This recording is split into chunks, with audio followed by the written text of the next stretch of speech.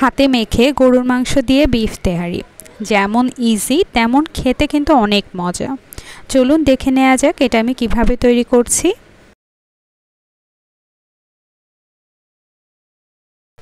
এর জন্য প্রথমে আমি এখানে গরুর মাংস নিয়ে নিচ্ছি 1 কেজি পরিমাণ। আমি ছোট ছোট সাইজ করে কেটে ধুয়ে এরপরে এটা নিয়ে নিয়েছি।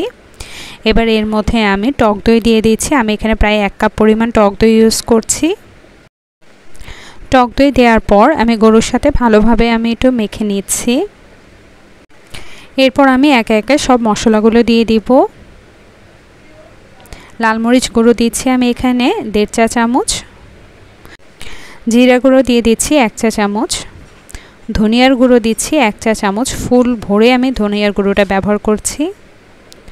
গরম মশলা গুঁড়ো দিচ্ছি 1 চা চামচ, আদা বাটা দিচ্ছি 1 চা চামচ, রসুন বাটা দিচ্ছি 1 চা চামচ। আপনারা দেখতেই পাচ্ছেন আমি কিন্তু ফুল ভরে ভরে এগুলো ব্যবহার করছি। লবণ দিচ্ছি 1 চা চামচ।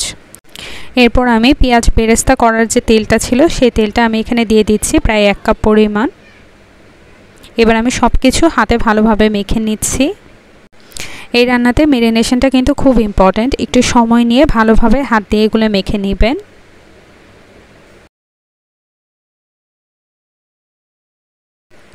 ম্যারিনেট করার পর আমি কিন্তু এটা ঢাকনা দিয়ে ঢেকে আধা ঘন্টার জন্য রেস্টে রেখে দিব।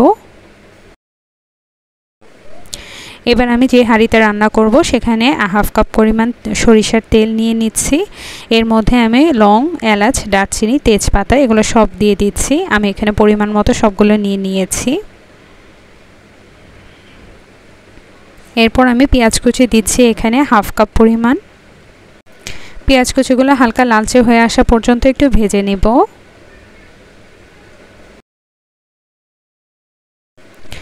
পেঁয়াজ হালকা ভেজে নেওয়ার পর আমি যে বিফটা ম্যারিনেট করে রেখেছিলাম সেটা এখানে দিয়ে দিচ্ছি।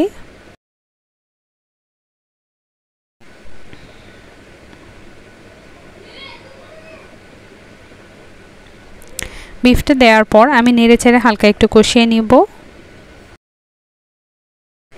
আমি বিফটাতে এক্সট্রা কোনো পানি ব্যবহার করব না। বিফ থেকে যতটুকু পানি বের হবে আমি সেটা দিয়ে বিফটা সেদ্ধ করে নিব। বিফটা নাড়াচাড়া করে এর পর আমি কাঁচামরিচ দিয়ে দিচ্ছি এখানে। এবার আবার একটু হালকা নেড়েচেড়ে আমি ঢাকনা দিয়ে এটা ঢেকে রান্না করব।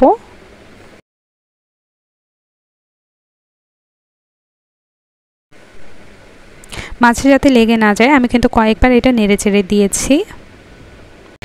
বিফ থেকে যে পানি বের হয়েছিল সেই পানিটা কিন্তু শুকিয়ে তেল উঠে এসেছে। এবার আমি ভালোভাবে নেড়েচেড়ে এরপর আমি যে পোলাওর চালটা আগে থেকে ধুয়ে রেখেছি সেটা এখানে দিয়ে দিব। আমি এখানে 1/2 কেজি পরিমাণ পোলাওর চাল দিয়ে দিচ্ছি। পোলাওর চালটা দেওয়ার পর আমি কিন্তু নেড়েচেড়ে কিছুক্ষণ সময় এটা ভেজে নিব।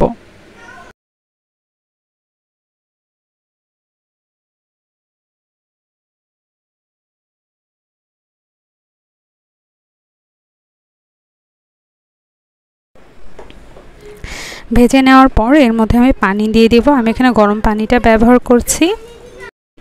আমি এখানে 1/2 কেজির জন্য টোটাল 1 কেজি পরিমাণ পানি এখানে দিয়ে দিচ্ছি।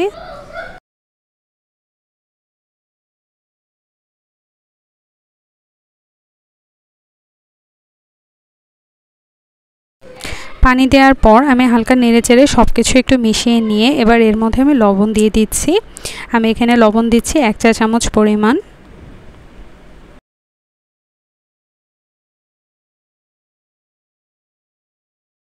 এবার আমি এটা ঢাকনা দিয়ে ঢেকে চাল ফুটে ওঠা পর্যন্ত অপেক্ষা করব।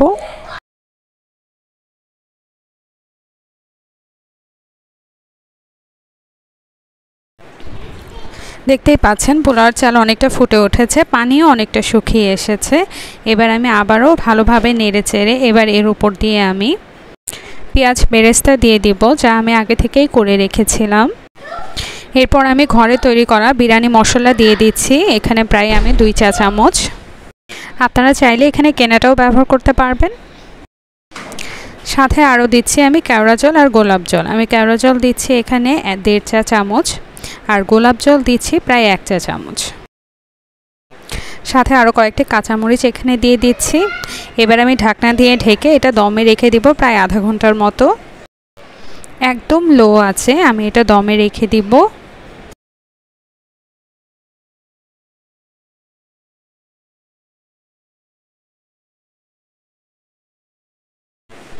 আধা ঘন্টা দমে রাখার পর আমার তেহারি কিন্তু পুরোপুরি রেডি হয়ে গেছে। দেখতেই পাচ্ছেন কতটা ঝরঝরা আর সুন্দর হয়েছে।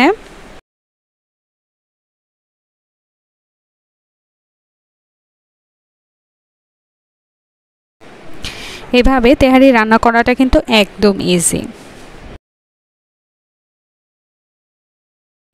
তেহারিটা পুরোপুরি রেডি হয়ে গেছে। এবার আমি উপর দিয়ে পেঁয়াজ বেরেস্তাটা দিয়ে আমি ঢাকনা দিয়ে ঢেকে চুলা অফ করে হালকা একটু ঠান্ডা হয়ে আসা পর্যন্ত ওয়েট করব।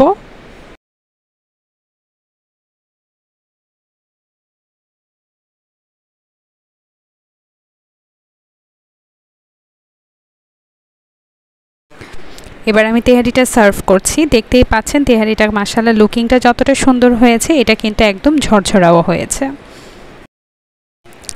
যারা একদমই নতুন নতুন রান্না করছেন তারা কিন্তু এভাবে হাতে মেখে রান্না করলে আপনাদের রান্নাটা অনেক ইজি হয়ে যাবে।